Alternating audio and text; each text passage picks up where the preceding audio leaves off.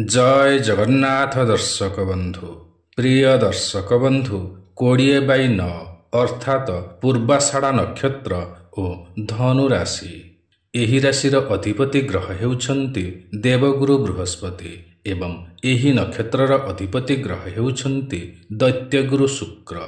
एणु एही राशिर व्यक्ति मानक उपरे जीवन सारा गुरु और शुक्रंकर प्रभाव रही थाए एवं एही राशिर व्यक्ति माने शुक्र महादशारे जन्म होइथान्ति बा एमानंकर जन्म समय को शुक्र महादशा किछि बाकी रही थाए।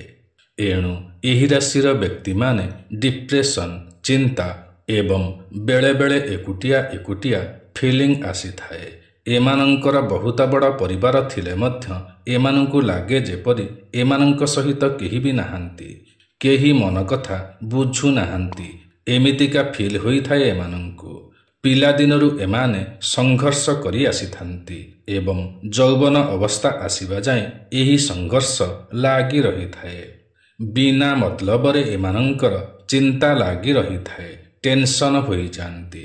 33 वर्ष परे एही समस्या घेररु एमाने मुकुली परिथांती और एमानंक भितरे एक मैच्योरिटी आसी जाई थाए एवं एमाने बुझिबा सुझिबार होई जांती। तथापि मध्य अनेक क्षेत्र रे एमाने धोखा खाइथांती, विश्वासघातकता पाइथांती। किंतु 33 वर्ष परे एही चिंता एही टेंशन आउ रही न थाए। एणु एमाने पराक्रमी होइथांती, उत्साही होइथांती, बहुत ही आशावादी होइथांती। निजर सफलता पाई बहुत ही आशावादी होइथांती। हारिगले मध्य आशा छाड़ती नाही। पॉजिटिव चिंताधारा पाई एमाने बहुत ही आगकु जाइथांती। निर्मल हृदयर होइथांती। निजर समस्त सिक्रेट को एमाने अन्यर आगरे कही देइथांती।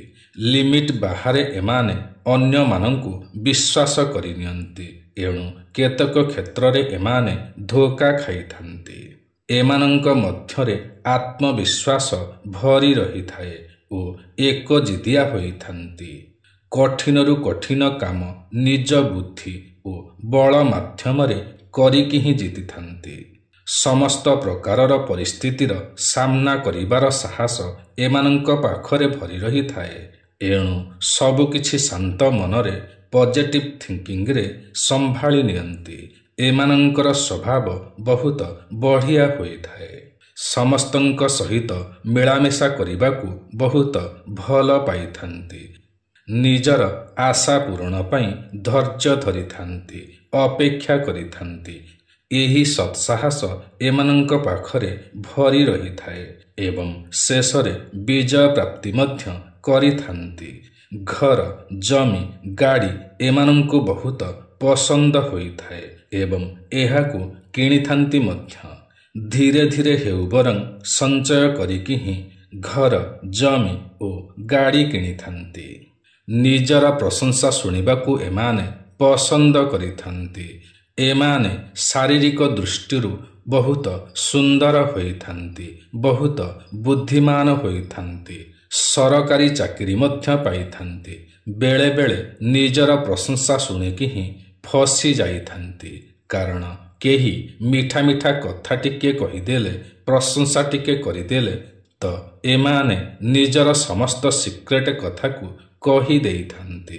एणु धोखा खाइथांती। तथापि मध्य एमाने अनेक कार्य अति गुप्त भावरे करिथांती। एमाने राजसिक प्रकृतिर होइथांती। भौतिक सुख बा लग्जरी लाइफ को बहुत पसंद करिथांती। एमाने बहुत फेमस होइथांती। माँ लक्ष्मी किंबा माँ त्रिपुरा सुंदरी को पूजा कले बहुत शुभ फल मिलिथाए एमानंकु। एमानंक मध्यरे जीवन जीवार एक ऊर्जा भरपूर रही थाए और एनर्जी भरपूर रही थाए। तथापि मध्य प्रतिदिन सफिशिएंट पानी पीबा उचित होई थाए, जहा फलरे कि निजर एनर्जी बालांस रे रही थाए। एमाने डेंगा होई थांती, पतला होई थांती। आखि दुईटी बहुत सुंदर होई थाए। दांत मध्य बहुत सुंदर होई थाए। କାନ ବଡ଼ ବଡ଼ ହୋଇଥାଏ, ବାହୁଦ୍ୱୟ ବଡ଼ ହୋଇଥାଏ। କାହାରିକୁ ବି ନିଜର କଥା ଚାତୁରୀ ଦ୍ୱାରା ଏମାନେ ମନେଇ ପାରନ୍ତି, କାହାରିକୁ ବି ବୁଝେଇ ପାରନ୍ତି। ବହୁତ ବୁଦ୍ଧିମାନ ହୋଇଥାନ୍ତି। ଏମାନଙ୍କର ଆତ୍ମବିଶ୍ୱାସ ଆବଶ୍ୟକତା ଠାରୁ ଅଧିକ ରହିଥାଏ। ପୋଥି ମତରେ ଏମାନଙ୍କୁ କେହି ହରେଇ ପାରନ୍ତି ନାହିଁ। ଏଣୁ କେବେ ବି ମନରେ ଏମାନେ ଆଣନ୍ତି ନାହିଁ ଯେ ମୁଁ ହାରି ଯାଇଛି, ଏବଂ ହାରିବାକୁ ମଧ୍ୟ ଏମାନେ ପସନ୍ଦ କରନ୍ତି ନାହିଁ। କୌଣସି ବି କାର୍ଯ୍ୟକୁ ଏମାନେ ଜଲ୍ଦି ଆରମ୍ଭ କରିନିଅନ୍ତି ବା ଏମାନେ ଆରମ୍ଭବନ୍ତ ହୋଇଥାନ୍ତି। ଏହି ରାଶିର ବ୍ୟକ୍ତିମାନେ ଆଧ୍ୟାତ୍ମିକତାକୁ ବେଶୀ ବିଶ୍ୱାସ କରିଥାନ୍ତି, ଭଗବାନଙ୍କୁ ବେଶୀ ବିଶ୍ୱାସ କରିଥାନ୍ତି। ଫିଲୋସୋଫି ଓ ଦାର୍ଶନିକ ସ୍ତରରେ ବହୁତ ହିଁ ଆଗକୁ ଯାଇଥାନ୍ତି। ସମସ୍ତ ପ୍ରକାରର ନଲେଜ ବା ଜ୍ଞାନ ନେବାକୁ ପସନ୍ଦ କରିଥାନ୍ତି। ପ୍ରକୃତିର ନିୟମକୁ ବହୁତ କଡ଼ାକଡ଼ି ଭାବରେ ପାଳନ କରିଥାନ୍ତି। ପ୍ରକୃତି ଯାହା କରେ ତାହା ନ୍ୟାୟ ହିଁ କରିଥାଏ। ପ୍ରକୃତି ଯାହା କରୁଛି ତାହା ଠିକ୍ ହିଁ କରୁଛି, ଏହି ଚିନ୍ତାଧାରାର ହୋଇଥାଏ। ବିପଦରେ ଏମାନେ କେବେ ବି ଭାଙ୍ଗି ପଡ଼ନ୍ତି ନାହିଁ। ଏଣୁ ବିପଦ ବେଶୀ କିଛି କ୍ଷତି କରିପାରେ ନାହିଁ। ଯେତେ ଦୁଃଖ କଷ୍ଟ ପାଇଲେ ମଧ୍ୟ ସେଥିରୁ ଏମାନେ ମୋଟିଭେସନ୍ ପାଇଥାନ୍ତି ଯେ କିପରି ଆଗକୁ ବଢ଼ିହେବ। ତେଣୁ ବହୁତ ବଡ଼ ବଡ଼ ଡିଫିକଲ୍ଟ ଟାଇମରେ ତାହାକୁ ହସିକି ଟାଳି ଦେଇଥାନ୍ତି। ଏହା ଏମାନଙ୍କର ବହୁତ ଭଲ ଗୁଣ ଅଟେ। କାରଣ ପ୍ରଥମତଃ ନିଜ ଉପରେ ଭରସା ରହିଥାଏ, ଦ୍ୱିତୀୟତଃ ଭଗବାନଙ୍କ ଉପରେ ଭରସା ରହିଥାଏ ଓ ତୃତୀୟତଃ ପ୍ରକୃତି ଉପରେ ଭରସା ରହିଥାଏ। ଯାହା ହେବ ଭଲ ହେବ, ଯାହା ହେଉଛି ଭଲ ହିଁ ହେଉଛି।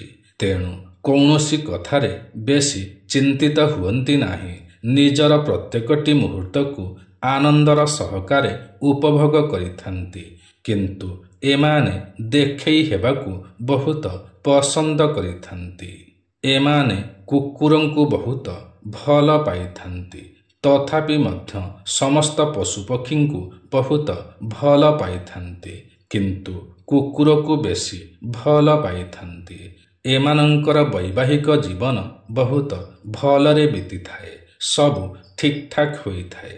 କାହାରି କାହାରି 3ଟି ଭାର୍ଯ୍ୟା ହୋଇଥାନ୍ତି। ଅଧିକ କନ୍ୟା ସନ୍ତାନ ହୋଇଥାନ୍ତି, କିନ୍ତୁ ପୁତ୍ର ସନ୍ତାନମାନଙ୍କୁ ବହୁତ ସ୍ନେହ କରିଥାନ୍ତି। ଏମାନେ ଶୃଙ୍ଗାର ଭୋଗୀ ହୋଇଥାନ୍ତି ବା କାମୁକ ହୋଇଥାନ୍ତି। କେହି କେହି ପର ସ୍ତ୍ରୀଗାମୀ ହୋଇଥାନ୍ତି। ଏମାନେ ଧନୀ ହୋଇଥାନ୍ତି, ଧାତୁକ୍ଷୟୀ ହୋଇଥାନ୍ତି। ଛୋଟ ଛୋଟ କେଶ ହୋଇଥାଏ। ଚକ୍ଷୁ ରୋଗ ଓ ପାଦ ରୋଗ ଦେଖାଦେଇଥାଏ। ବିଦ୍ୟାବନ୍ତ ହୋଇଥାନ୍ତି। ଜଳ କିମ୍ବା ଜଳଜନିତ ଦ୍ରବ୍ୟର ବ୍ୟବସାୟରେ ବହୁତ ଉନ୍ନତି କରିପାରନ୍ତି, ବହୁତ ସଫଳତା ପାଇପାରନ୍ତି। ଏମାନେ ବହୁତ ବୁଦ୍ଧିଆ ହୋଇଥାନ୍ତି, ଶାନ୍ତ ହୋଇଥାନ୍ତି, ସାହସୀ ହୋଇଥାନ୍ତି, ସାଧୁ ପ୍ରକୃତିର ହୋଇଥାନ୍ତି, ଉଚ୍ଚ ପଦବୀ ପାଇପାରନ୍ତି, ଭଲ ଭଲ ଖାଦ୍ୟ ଖାଇବାର ପ୍ରିୟ ହୋଇଥାନ୍ତି ଏବଂ ତାହା ଭାଗ୍ୟରେ ହିଁ ଏମାନଙ୍କର ମିଳିଥାଏ। କବି, ଲେଖକ ଓ କଳାକାର ହୋଇଥାନ୍ତି ଏବଂ ପୁରସ୍କାର ମଧ୍ୟ ପାଇଥାନ୍ତି। ଏମାନଙ୍କର ବିବାହ ବିଳମ୍ବରେ ହୋଇଥାଏ। ଏମାନେ ଜ୍ଞାନୀ ହୋଇଥାନ୍ତି ଓ ଉଚ୍ଚ ସଫଳତା ପ୍ରାପ୍ତିକାରୀ ହୋଇଥାନ୍ତି। ପାଠ ପଢ଼ାରେ ମଧ୍ୟ ବହୁତ ସଫଳତା ପାଇଥାନ୍ତି। ଟପର ହୋଇଥାନ୍ତି। ଚାକିରି କ୍ଷେତ୍ରରେ ମଧ୍ୟ ସଫଳ ହୋଇଥାନ୍ତି। ବହୁତ ବନ୍ଧୁପ୍ରିୟ ହୋଇଥାନ୍ତି। ଧାର୍ମିକ ହୋଇଥାନ୍ତି। ପ୍ରକୃତି ପ୍ରିୟ ହୋଇଥାନ୍ତି। ସୁଖୀ ଦାମ୍ପତ୍ୟ ଜୀବନ ହୋଇଥାଏ। ଉଚ୍ଚ ଶିକ୍ଷା ପାଇଥାନ୍ତି। ଏମାନେ ଚତୁଷ୍ପଦୀ ହୋଇଥାନ୍ତି। ରାକ୍ଷସ ଗଣର ହୋଇଥାନ୍ତି। ବାୟୁ ତତ୍ତ୍ୱର ହୋଇଥାନ୍ତି। ଏମାନଙ୍କ ପାଇଁ ଶୁଭ ଦେବୀ ହେଉଛନ୍ତି ମା ଲକ୍ଷ୍ମୀ।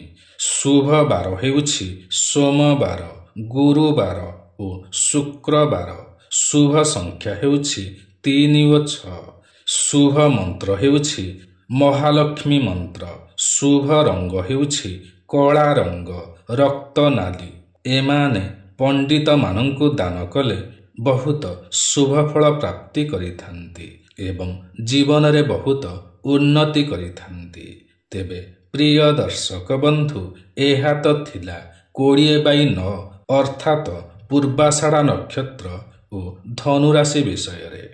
ଆଜିର ଏହି କାର୍ଯ୍ୟକ୍ରମଟି ଆପଣଙ୍କୁ କିପରି ଲାଗିଲା ନିଶ୍ଚୟ କମେଣ୍ଟ କରି ଜଣାଇବେ।